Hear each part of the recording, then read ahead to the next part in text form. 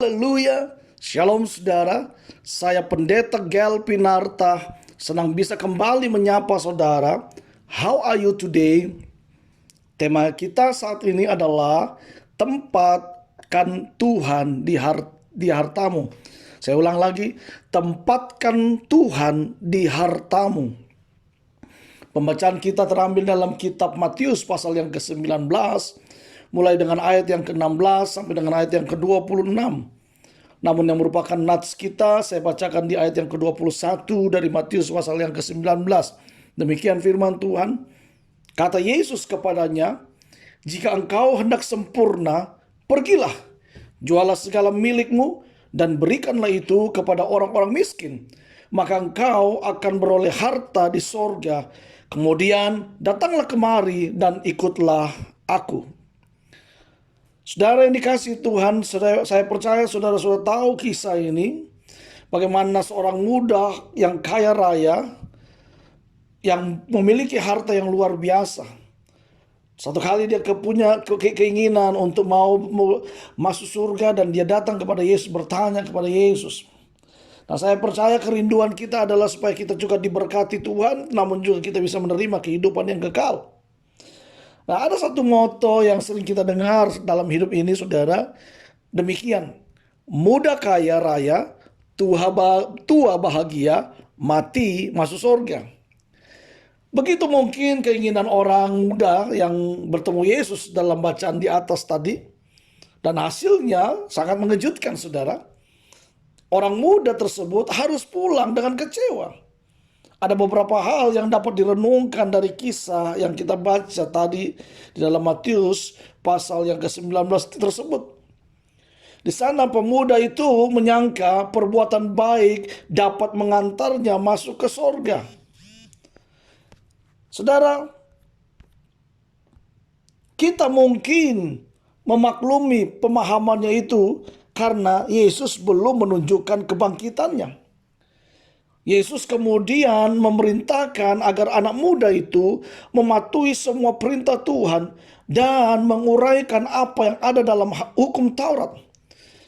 Dengan bijak, Yesus ingin menunjukkan bahwa mematuhi hukum Taurat saja tidaklah cukup, tetapi diperlukan kepasrahan sepenuhnya kepada Tuhan dengan menjadi orang baru. Yaitu dengan cara bagaimana? Dengan cara jual segala milikmu. Ayat 21. Mendengar penjelasan itu, saudaraku, si pemuda harus pergi dengan sedih sebab banyak hartanya, dikatakan Alkitab dalam ayat yang ke-22.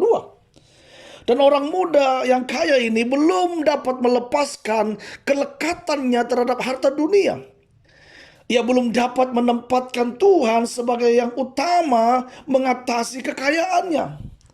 Dan alhasil, Yesus pun berkata bahwa orang kaya sukar masuk kerajaan sorga.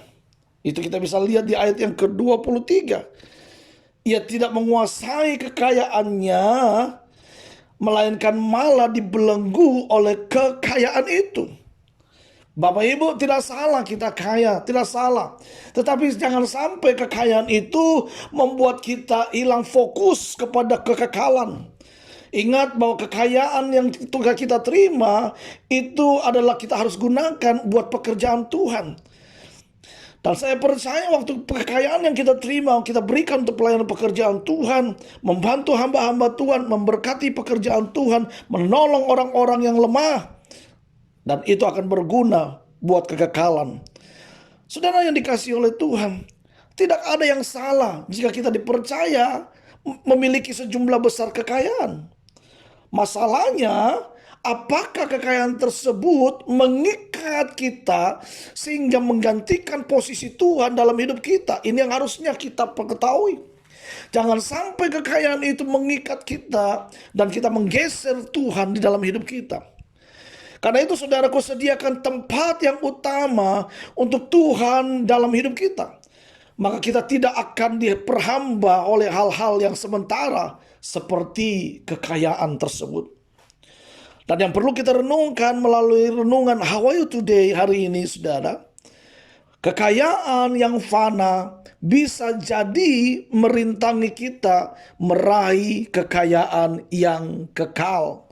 Karena itu saudara, jangan sampai kekayaan yang kekal menghalangi kita karena kekayaan duniawi ini. Dan saya percaya kita mau masuk pada kekekalan, bukan cuma pada hidup di dunia ini saja, tapi kita masuk bersama-sama dengan Tuhan dalam surga yang kekal yang Tuhan sudah sediakan bagi saudara dan saya. Karena itu jika Bapak Ibu Saudara diberkati dengan renungan How Are You Today hari ini, jangan lupa subscribe, like, sharekan kepada sahabat saudara, keluarga saudara, sehingga mereka pun juga diberkati dengan berkat yang sama. Saya Pendeta Gael Pinarta, Tuhan Yesus memberkati kita. Amin.